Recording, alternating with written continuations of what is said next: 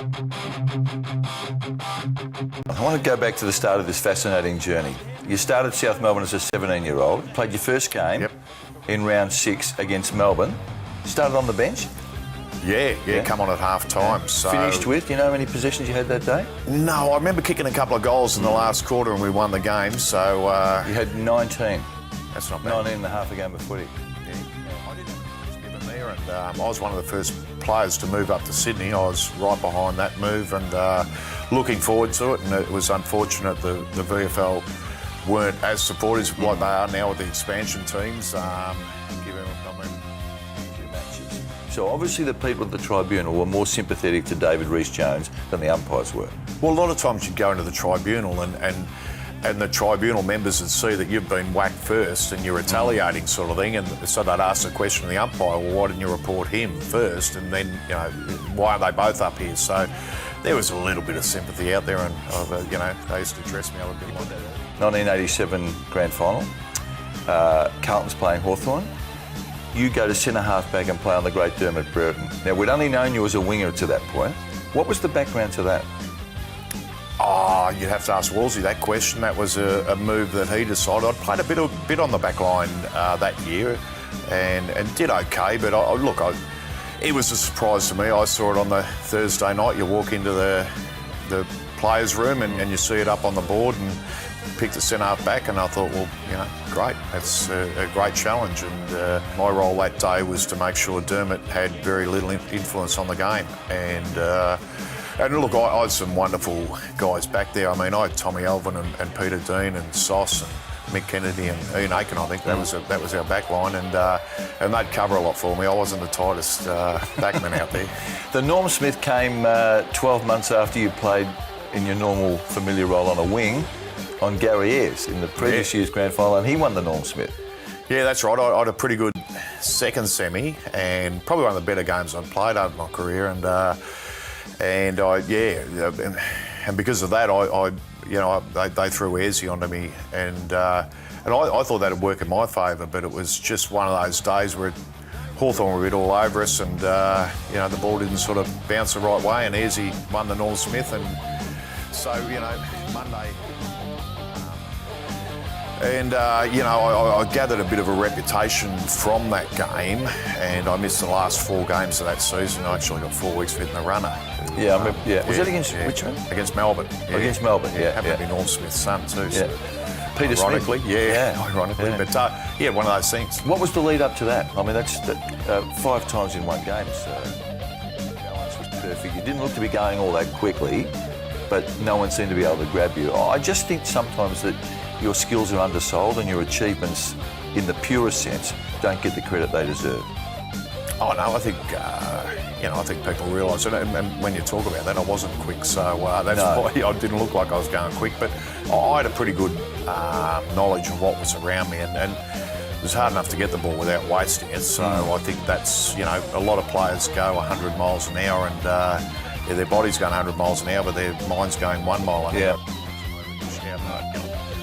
I never intended to hurt anyone, I suppose. It was, niggling little stuff or retaliation or whatever. So it was, it's part of the way my game went. Okay. Only 20 metres out from the Carlton goal. Rhys-Jones picks up on the left foot, shoots toward goal.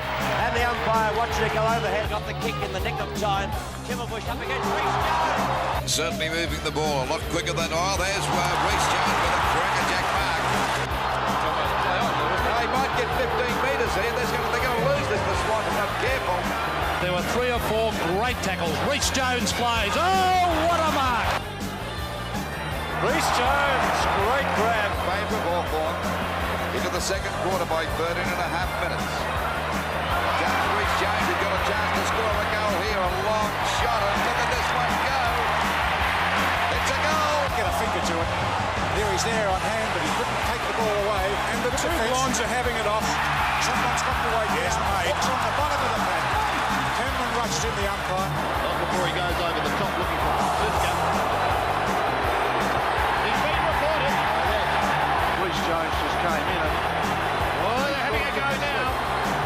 As he slipped was when Rhys-Jones did the damage. He did bounce it. This still had a beat down there. Now they've got him apart.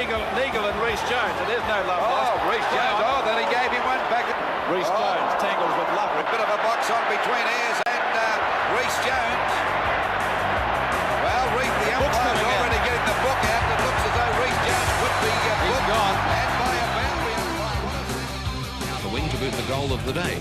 And then came the knockout of the day when Collingwood's Dennis Banks put down David Rhys Jones to win a 3-match suspension. Still David, it's Roy. At least he's wide awake. Well, I don't know about wide awake, but he's awake.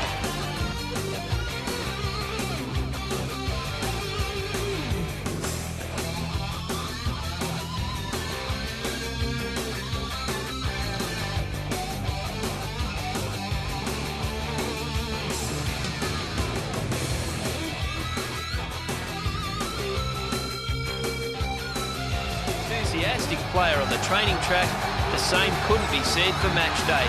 His exploits at centre half forward, where he earned the nickname the Flying Dutchman. A long kick up there towards Van der Haar. Going out for Van der Haar is clear.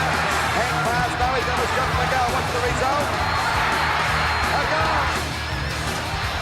Oh, man! Essendon running rings around Collingwood at the moment. Van der Haar lobs it and goal! And has put it through. Van der Haar. So I couldn't hold that mark. It's tapped on now. Van der Haar goes after the shot at goal. But a man sort of a kick. It's a goal. What a ripper! But one game in particular stands out. The day he and childhood hero Peter Knights put on a performance to remember at Windy Hill in 1978. And having a great, successful game that day for both of us. We still talk about it, and I catch up with Pete occasionally, and it's one of those days. There's some days where the ball just kept bouncing the wrong way, but one of those days is a good day. Another game he often gets asked about also involved Hawthorn. By all the... Brereton is ironed out with a hip and shoulder. No, he got me a beauty, and that's the way the game was played, and I don't see any bad things about it. That's the way the game was.